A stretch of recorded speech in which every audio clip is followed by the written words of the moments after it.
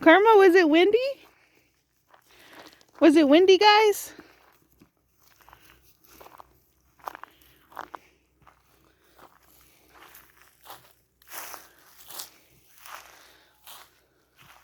It's really flattened out down here.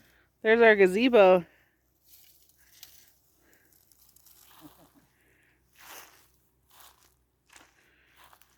Actually, a pretty nice trail down. Yeah, the deer done a good job.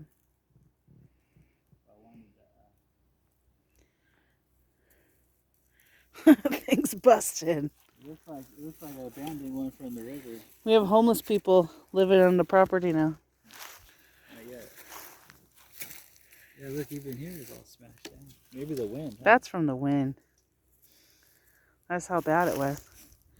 That gazebo used to be on the other side of the house. All the way. It traveled all the way down, got stuck on the car. Yeah. Then we had to come at 10 o'clock last night and free it from under the car and let it find That's the only thing is $100. It was $100 gazebo. That's the damage. Yep.